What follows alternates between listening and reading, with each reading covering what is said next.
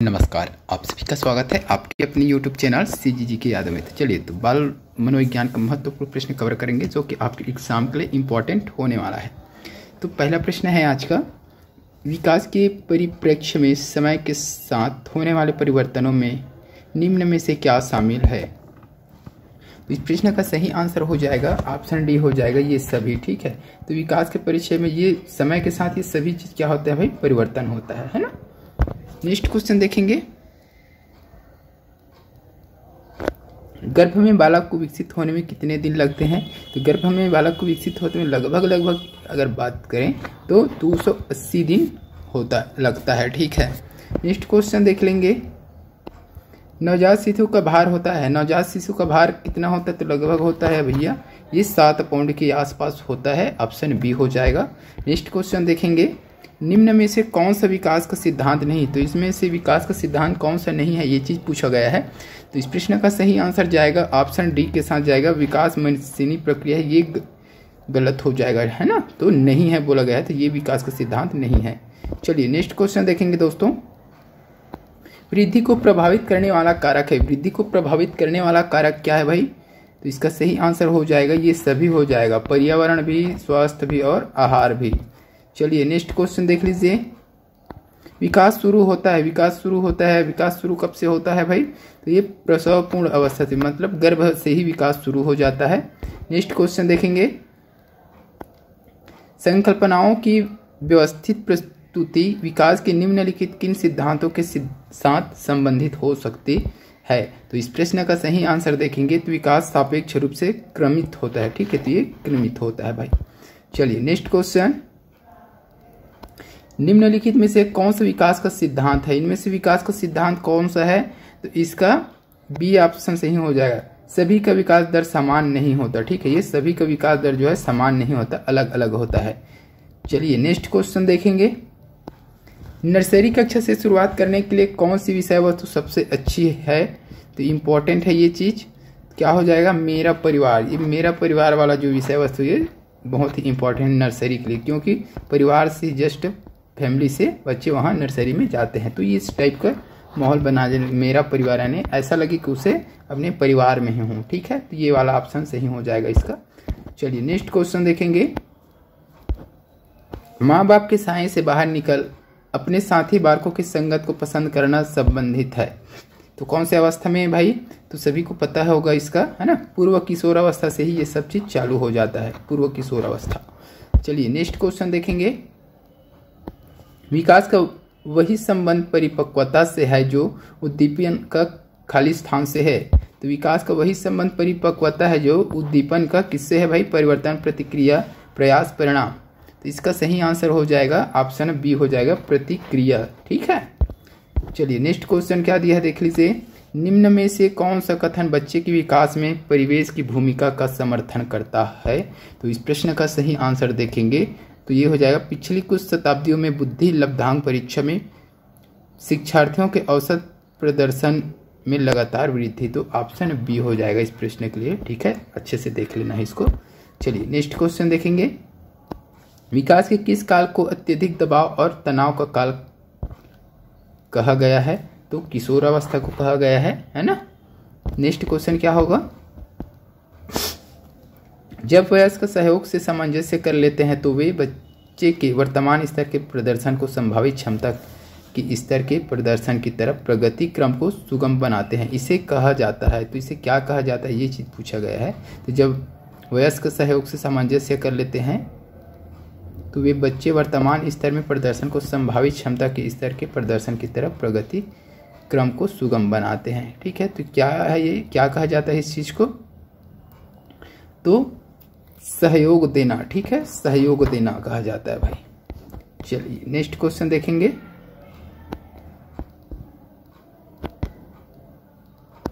निम्नलिखित में से कौन सा कथन विकास और अधिगम के बीच संबंध को सर्वश्रेष्ठ रूप से जोड़ता है। तो इसका सही आंसर जाएगा ऑप्शन सी के साथ। ठीक है, अधिगम और विकास एक जटिल तरीके से अंतः संबंधित है भाई। चलिए नेक्स्ट क्वेश्चन क्या है, निम्नलिखित में से कौन सा विकास का सिद्धांत है, इसमें से विकास का सिद्धांत कौन सा है। तो सभी का विकास दर समान नहीं हो, तो शायद ये प्रश्न रिपीट हुआ है, देख लीजिएगा। चलिए नेक्स्ट क्वेश्चन देखेंगे। इनमें से कौन सा विकास का एक सिद्धांत नहीं है? इनमें से विकास का एक सिद्धांत नहीं है, तो इस प्रश्न का सही आंसर हो जाएगा विकास केवल संस्कृति से शासित और निर्धारित होता है। ये सही नहीं है भाई, है ना। विकास केवल संस्कृति से शासित और निर्धारित नहीं होता है ना, बाकी विकास जीवन पर्यंत होता है, ये सब सही है। तो सही नहीं है, सिद्धांत नहीं है पूछा गया है, तो ये वाला सिद्धांत नहीं है भाई। चलिए नेक्स्ट क्वेश्चन देखेंगे। निम्न में से एक प्राथमिक स्तर के शिक्षक के लिए सबसे महत्वपूर्ण गुण है। सबसे महत्वपूर्ण गुण क्या होना चाहिए भाई शिक्षक का? तो इसका धैर्य और लगन, ठीक है, ये जरूरी है भाई। नेक्स्ट क्वेश्चन देख लीजिए।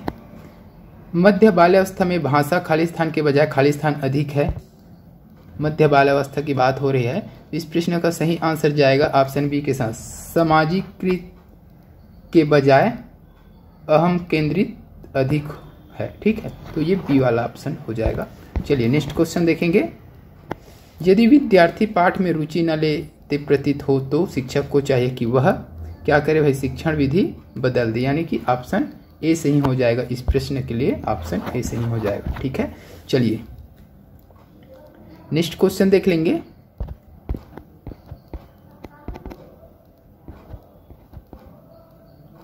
निम्नलिखित में से कौन सा वृद्धि और विकास के सिद्धांतों से संबंधित नहीं है बोला गया है? तो इसका सही आंसर जाएगा ऑप्शन बी के साथ, वर्गीकरण का सिद्धांत। ये वृद्धि और विकास के सिद्धांत से संबंधित नहीं है। चलिए नेक्स्ट क्वेश्चन। विकास के लिए निम्नलिखित में से कौन सा एक उचित है? विकास के लिए कौन सा उचित है, ये चीज पूछा गया है। तो इसका सही आंसर हो जाएगा सामाजिक सांस्कृतिक संदर्भ विकास में एक महत्वपूर्ण भूमिका का निर्वाह करता है।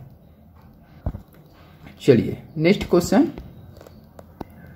विकास की गति एक व्यक्ति से दूसरे में भिन्न होती है, किंतु यह एक खालिस्तान नमूने का अनुगमन करती है। तो इस प्रश्न का सही आंसर जाएगा ऑप्शन सी के साथ चला जाएगा, क्रमबद्ध और व्यवस्थित, है ना। तो क्रमबद्ध और व्यवस्थित नमूने का अनुगमन करती है। चलिए नेक्स्ट क्वेश्चन देखेंगे। निम्न में से कौन सी बात की बाल्यावस्था के बौद्धिक विकास की विशेषता नहीं है? बौद्धिक विकास की विशेषता नहीं है, जहां पर नहीं है, गलत है, ये सब चीज पूछा जाता है, वहां थोड़ा सा ध्यान दीजिएगा, है ना, वहीं पर मिस्टेक होता है अक्सर। तो इस प्रश्न का सही आंसर क्या हो जाएगा भाई? तो भविष्य की योजना की सूझबूझ, ये हो जाएगा, ऑप्शन सी हो जाएगा, ठीक है। चलिए नेक्स्ट क्वेश्चन देखेंगे।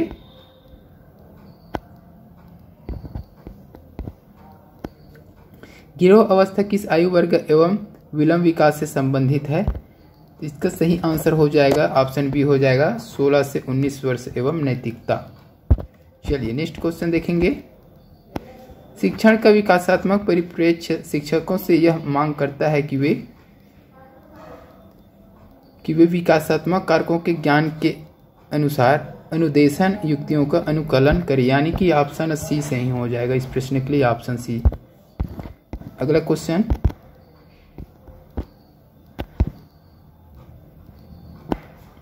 निम्नलिखित में से कौन प्रारंभिक बाल्यावस्था अवधि के दौरान उन भूमिकाओं एवं व्यवहारों के बारे में जानकारी प्रदान करते हैं जो एक समूह में स्वीकार्य है? तो इसका सही आंसर हो जाएगा ऑप्शन डी हो जाएगा, माता पिता एवं भाई बहन। चलिए नेक्स्ट क्वेश्चन देखेंगे।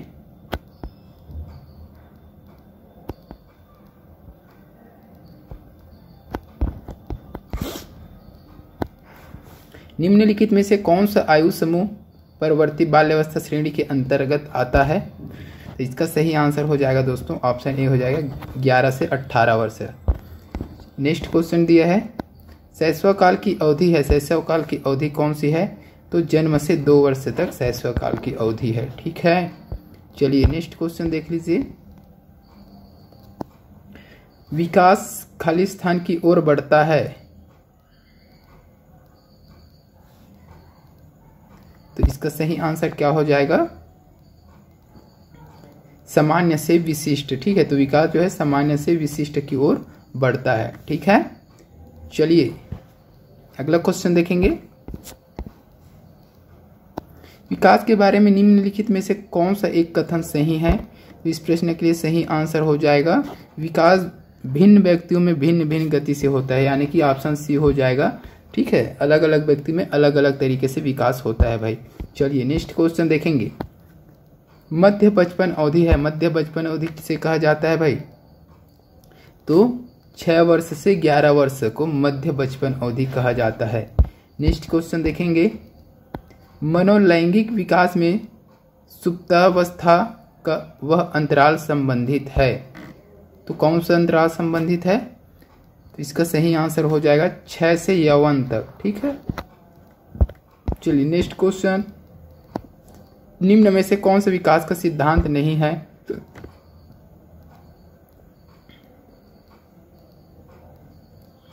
तो इसका सही आंसर हो जाएगा अनुकूलित प्रत्यावर्तन का सिद्धांत। ये विकास का सिद्धांत नहीं है, बाकी ये तीनों ही विकास का सिद्धांत है। निरंतर विकास का सिद्धांत, परस्पर संबंध का सिद्धांत, समान प्रतिमान का सिद्धांत, ये तीनों ही विकास का सिद्धांत है, लेकिन अनुकूलित प्रत्यावर्तन का सिद्धांत विकास का सिद्धांत नहीं है। चलिए नेक्स्ट क्वेश्चन। विकास के परिणाम स्वरूप नवीन विशेषताएं और नवीन योजनाएं प्रकट होती है, यह कथन किसने दिया है? इसका सही आंसर जाएगा ऑप्शन बी के साथ हरलाख हो जाएगा। चलिए नेक्स्ट। निम्नलिखित में से कौन सा कथन सही नहीं है? कौन सा कथन सही नहीं है, ये चीज पूछा गया है। इसका सही आंसर क्या हो जाएगा भाई? वृद्धि एवं विकास दो अलग आयाम है। बिल्कुल नहीं भाई, ये सही नहीं है, बाकी सब सही है। ठीक है, तो ऑप्शन ए इस प्रश्न के लिए सही आंसर हो जाएगा। Next question. इनमें से किनका नाम सुजनन शास्त्र के पिता से जुड़ा हुआ है? तो इसका सही आंसर क्या हो जाएगा? ये सृजन होगा जी, सृजन शास्त्र से के पिता से जुड़ा हुआ है। तो इसका सही आंसर जाएगा बी के साथ गाल्टन हो जाएगा। ठीक है, गाल्टन का। चलिए नेक्स्ट क्वेश्चन। खाली स्थान के अलावा निम्नलिखित कारणों से खेल युवा बच्चों के विकास में एक महत्वपूर्ण भूमिका निभाता है। इसके कारण भाई, किसके अलावा, है ना? तो इसका सही आंसर हो जाएगा यह समय बिताने का एक सुखद तरीका है। तो ये समय बिताने का क्या है भाई? एक सुखद तरीका है। Next question. शरीर के केंद्रीय भाग से परिधियों या शरीर के केंद्रीय भाग से परिधियों या अंगरागों की ओर विकास दर्शाता है। क्या दर्शाता है वो? परिधियों या अंग की अग्र की ओर विकास क्या चीज दर्शाता है? ये चीज पूछा गया है शरीर का। तो इसका सही आंसर हो जाएगा ऑप्शन ए हो जाएगा भाई, मध्य बाह्य विकास के सिद्धांतों को दर्शाता है ये, है ना? क्या चीज? शरीर के जो केंद्रीय भाग से परिधि, है ना? शरीर के जो केंद्र, जैसे ये शरीर का केंद्र भाग है तो परिधि यानी कि बाहर की ओर, है ना? या फिर अंग के अग्र, है ना, अंग के आगे वाले की और विकास किसको दर्शाता है? तो मध्य बाह्य विकास के सिद्धांत को। ये बीच है मध्य, है ना, तो ये कहाँ जा रहा है? बाह्य की ओर, यानी बाहर की ओर जा रहा है, तो इसी सिद्धांत को दर्शाता है ये। चलिए नेक्स्ट क्वेश्चन। निम्न में से कौन सी बात की बाल्यावस्था के बौद्धिक विकास की विशेषता नहीं है? बौद्धिक विकास की विशेषता नहीं है, बाल्यावस्था के बौद्धिक विकास की विशेषता नहीं है ना? तो इस प्रश्न का सही आंसर हो जाएगा ऑप्शन सी हो जाएगा, भविष्य की योजना की सूझबूझ। ठीक है, चलिए तो इस वीडियो में बस इतना ही। वीडियो अच्छी लगे तो वीडियो को लाइक कीजिएगा, शेयर कर दीजिए। जल्द मिलते हैं अगले वीडियो के साथ, तब तक के लिए वंदे मातरम, जय हिंद।